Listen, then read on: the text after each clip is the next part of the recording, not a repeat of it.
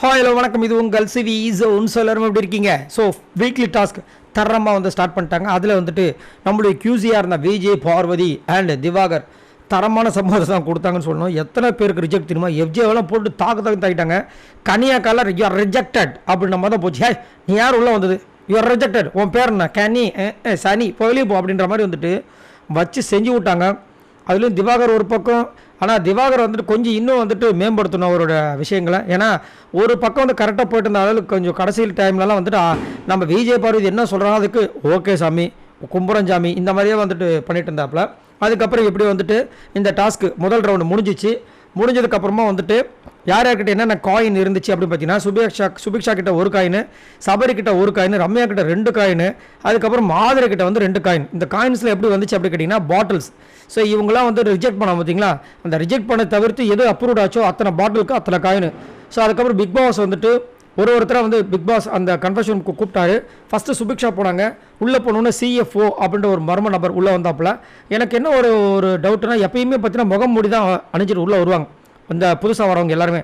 ஆனால் இந்த டைம் தான் ஃபர்ஸ்ட் டைம் பார்த்தீங்கன்னா முகத்தை அப்படியே காட்டிகிட்டே வந்தாப்புல. ஆனால் யாருமே பயப்படல.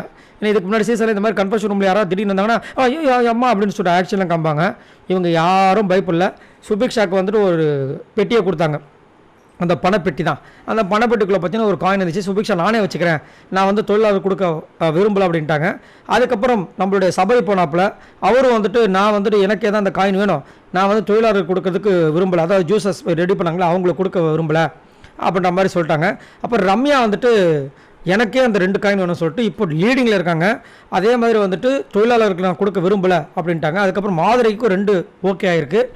அவங்களும் பார்த்தீங்கன்னா 2 காயின் வாங்கி அவங்களே வச்சுக்கிட்டாங்க, தொழிலாளர் கொடுக்க முடியாது அப்படின்ற மாதிரி வந்து முடிவு பண்ணாங்க. ஆனால் ஆதரிக்கு வந்து சம்மடி விழுந்தது. ஏன்னா உள்ளே வரும்போதாவது ஒழுங்காக அந்த மைக்கை வச்சிருக்கலாம். ஏன்னா இதுக்கு முன்னாடி பார்த்தீங்கன்னா மைக்குக்கு நிறைய பிரச்சனைகள் வந்துச்சு. பிக் பாஸ் கன்ஃபெஷனுக்கு போகிறோம் அப்பயாவது கரெக்டாக வச்சக்கூடாதா, அதுக்கும் பின்னாடி வச்சுருந்தாங்க. அதுக்கப்புறம் உள்ளே கூப்பிட்டு முதல் மைக்கை ஒழுங்காக மாட்டுக்குன்னு கலாச்சி அதுக்கப்புறமா தான் அமுச்சு விட்டாங்க. இதில் வேறு எத்தனை ரிஜெக்ட் பண்ணாங்கன்ற கூட மறந்துட்டாங்க. ஏன்னா மைண்டு ஃபுல்லாக எஃப்ஜே இருக்கிறதுனால இதெல்லாம் எப்படி ஞாபகத்தில் வரும், அந்த ஒரு காரணத்தினால.